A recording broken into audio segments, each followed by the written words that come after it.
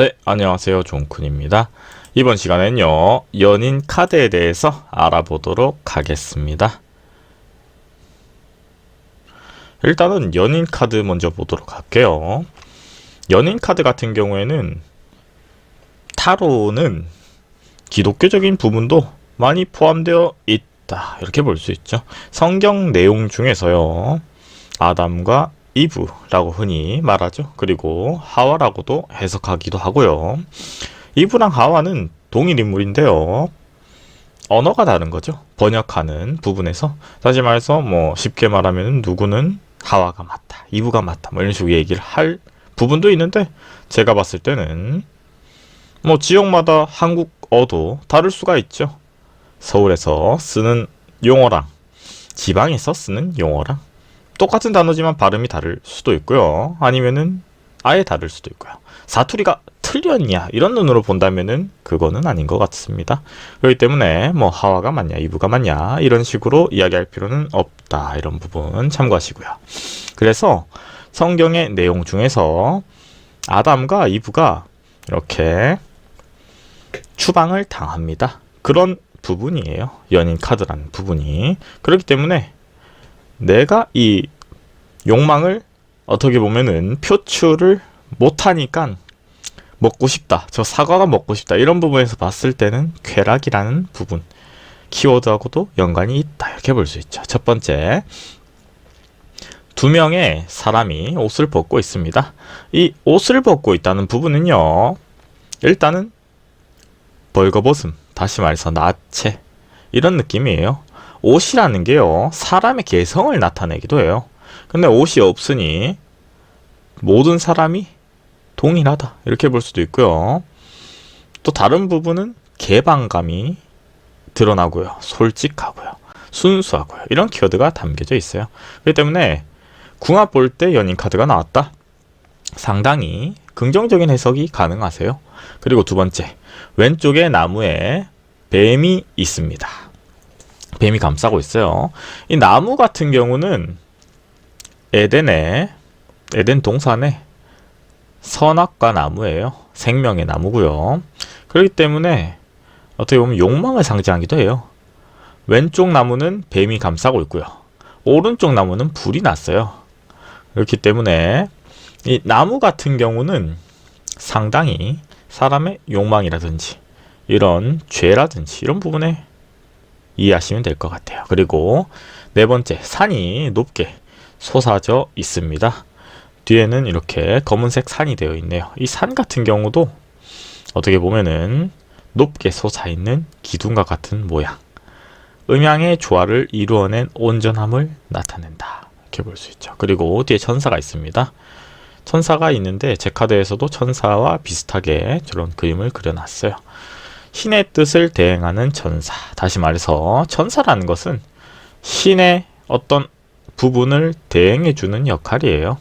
그렇기 때문에 신의 뜻, 선함, 축복, 이런 부분을 상징하는데 구름 위에 있기 때문에 그 뜻을 정확하게 파악하기 어렵다. 그리고 구름이라는 것도 이 베일에 쌓여 있잖아요. 그렇기 때문에 신과 인간을 구분하는 역할을 하죠. 뭐 명리학적인 관점에서 봤을 때 천간과 지지의 사이에 지장간이 있듯이 사람과 하늘과 땅이 있죠. 그런 느낌으로 이해하시면 될 것 같아요. 그리고 명리학적인 관점에서 본다면은 상당히 음양의 조화를 이룬 카드죠. 남자도 있고 여자도 있으니 음과 양이 같이 조화를 이루었죠. 그래서 뭐 낙원 추방에 대해서는 워낙 유명하기 때문에 다들 아시리라 봅니다. 그런 부분은 타로 카드도 마찬가지죠. 똑같은 카드를 가지고 논하지만 해석 방식은 천차만별이다. 이렇게 볼 수 있죠. 호기심, 소통, 기회입니다. 타로 카드에서 키워드는요, 그랬을 때 새로운 것에 대해서 관심이 있고요, 개방적이고 적극적이에요. 왜 개방적이냐면은 옷을 안 입고 있기 때문에 소통을 하기 위해서 마음이 열려 있어야 되죠. 그런데 개방적이기 때문에 마음이 열려 있다. 그리고 기회, 계획하지 않은 상태에서 오면은 준비한 사람이 잡는다. 이것 또한 당연한 말이죠. 그렇기 때문에 연인 카드의 키워드는 이러합니다.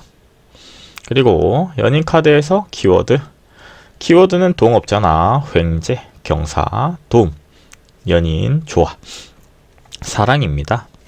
당연하게도 제일 많이 쓰는 키워드들은 사랑이랑 연인이죠. 조화. 이랬을 때 연애운을 볼 때 상당히 좋은 카드다, 이렇게 볼 수 있죠. 그리고 궁합이라는 게 연인이 아니더라도요, 좋으면요 귀인으로 볼 수 있겠죠.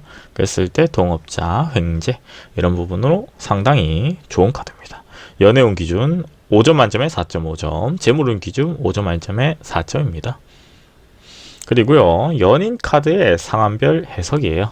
일단은 장점은요, 믿음직스럽고요, 감수성이 발달되어 있고요, 세련된 부분이 있어요. 그리고 단점은 이 성적으로 좀 음란하기도 합니다. 그랬을 때 이거는 주변 카드의 영향을 받는다고 보는 거죠. 이 카드가 단독적으로 나왔을 때는 긍정적이겠지만 다른 카드랑 엮여서 같이 나오는데 다른 카드가 조금 부정적이라면은 부정적인 해석이 되겠죠. 뭐 성적인 부분으로 음란하고 바람도 피고 말 그대로 쾌락이잖아요. 때문에 문제가 발생한다. 질병 같은 경우는 산부인과 질환, 비뇨기 질환, 이런 성적인 질환이다, 이렇게 볼 수 있죠. 그 말 자체도 신장 질환, 하체 질환도 포함된다, 이렇게 볼 수 있죠. 그리고 건강은 큰 병은 아니지만 치료가 필요하다, 쉽게 회복된다, 가벼운 아픔이 있을 수도 있다. 뭐 예를 들어서 그 아픔이라는 게 꼭 육체적이지 않을 수도 있어요. 성적일 수도 있겠지만 마음의 병일 수도 있다, 이렇게 볼 수 있죠. 사랑적인 부분, 그리고 재물적인 부분으로 봤을 때는 소득이 생기고요, 주위에 도움이 이어진다, 주변 사람들이 도와준다, 이렇게 볼 수 있죠. 그리고 애정운 같은 경우에는 주변에서 좋은 사람을 소개받거나 과거에 사랑했던 사람이 돌아온다. 그랬을 때 재회에 대한 부분도 물어본다면은 긍정적인 답변을 들을 수 있는 카드죠. 공부나 합격은 연애를 하지 않고 공부만 한다면 합격할 수 있다. 다시 말해서 이 카드 자체는 상당히 좋은 카드예요. 그런데도 공부를 할 때 얘기죠. 왜냐하면 공부보다는 연애에 더 가까운 카드이기도 하잖아요. 직장 승진은, 직장운은 노력하면은 운이 좋아서 원하는 결과가 이루어진다, 이렇게 볼 수 있죠. 매매 이사는요, 새로운 것을 찾고 원한다. 이사운은 도래되었어요. 이사하는 것을 추천드립니다, 이렇게 볼 수 있죠. 가만히 있는 카드보다는 뭔가 적극적으로 하는 카드이기 때문에 그런 해석도 가능하다, 이렇게 볼 수 있죠. 그리고 연인 카드의 조언입니다. 연애운은 솔로인 경우에 새로운 만남이 있습니다. 결혼 과정도 가능하세요. 재물운은 목돈이 들어오거나 도움을 받아서 금전적으로 이룰 수 있습니다. 하지만 로또, 경마, 도박은 뭐 현대적으로 봤을 때는 주식, 코인이죠. 주식, 코인, 부동산 하지 말라는 소리죠. 그래서 이번 시간에는요, 연인 카드에 대해서 설명해 드렸고요. 다음 시간에는요, 전차 카드에 대해서 알아보도록 하겠습니다. 구독과 좋아요는 저에게 큰 힘이 됩니다.